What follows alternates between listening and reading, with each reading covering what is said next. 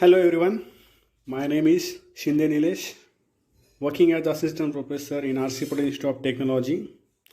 So we all of you know that this is the last week of our workshop, or we can say that FDP, that is related to the environment and sustainability. In these 4 weeks we learned lots of things from the expert lecture, and we do the lots of tasks in this FDP. In the week first, I just submitted a video is related to the thermodynamic processes, how the thermodynamic processes which are directly or indirectly impact on the environment.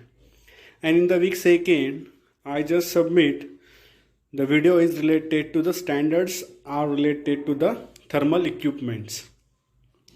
So after watching these videos, the students will be able to understand about the thermodynamic process, how it affects on the environment.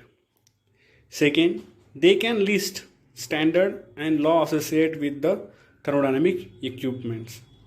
Third, they can describe the pollution factor from the thermodynamic equipments.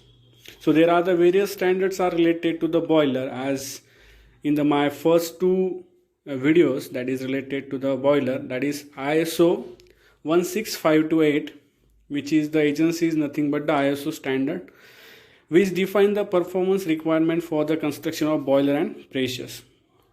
Same second ISO 13577, which is related to the processing equipments, which is furnace and the combustion and fuel handling system. Also, American Society of Mechanical Engineers, that standard is associated with to regulate the design and construction of boiler and pressure vessels. So our today topic is related to the how to calculate the carbon footprint, or we can say that CO2 emission in the your respective subject. So in my first video I just taking the boiler as a thermodynamic equipments, and this boiler we use to generate the steam, and this steam is passes to the turbine, and turbine is rotate the generator to generate the electricity. But what will happen in this system, we just heated that water into the boiler and generate the steam, and it's transferred to the turbine.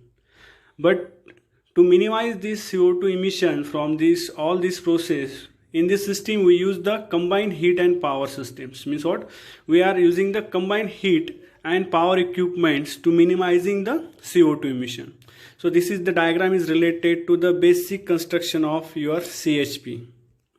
So this is the one of the example, and I am just taking this reference from the US Environmental Protection Agency combined heat and power partnership. So I am just taking this example.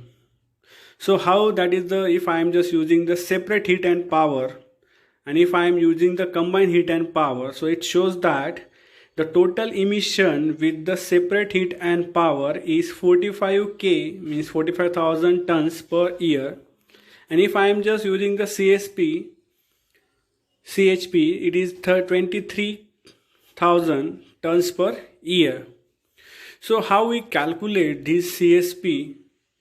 Using the some formulas, that is, if I want to calculating the CO2 of emission from displaced on-site thermal production, means on the on-site thermal production, what will the CO2 emission from that site? It is calculated by the CT is equal to FT into EFF into 1 into 10 raised to minus 6. I just noted the some sample of calculation where the CT is the CO2 emission from the displaced on-site thermal production. FT is a thermal fuel saving.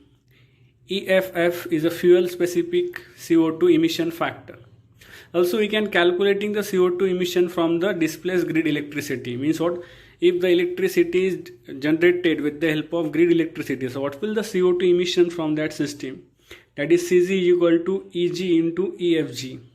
So again there is a sample of calculation where CG is CO2 emission from the displaced grid electricity. EG is nothing but the displaced grid electricity from CHP. EFG is nothing but the grid electricity emission factor for the appropriate sub-region.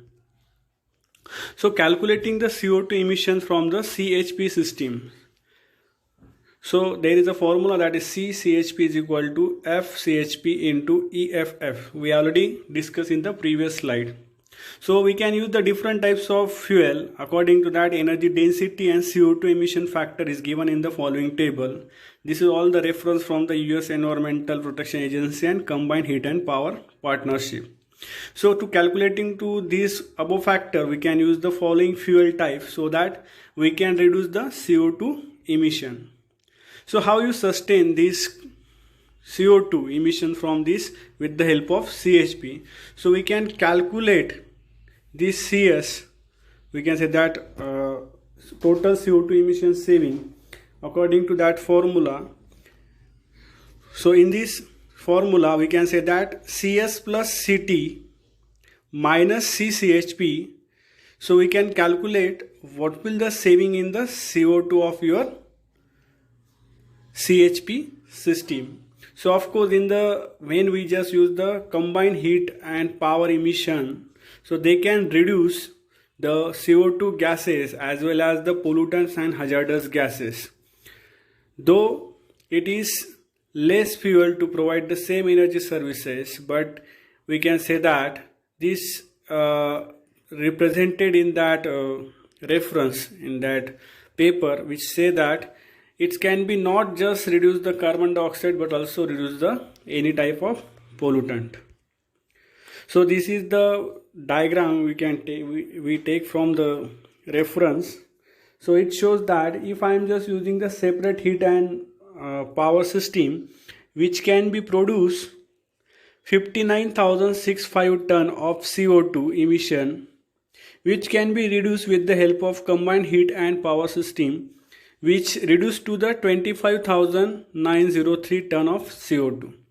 Means how we can reduce this CO2 emission with the help of combining the two systems.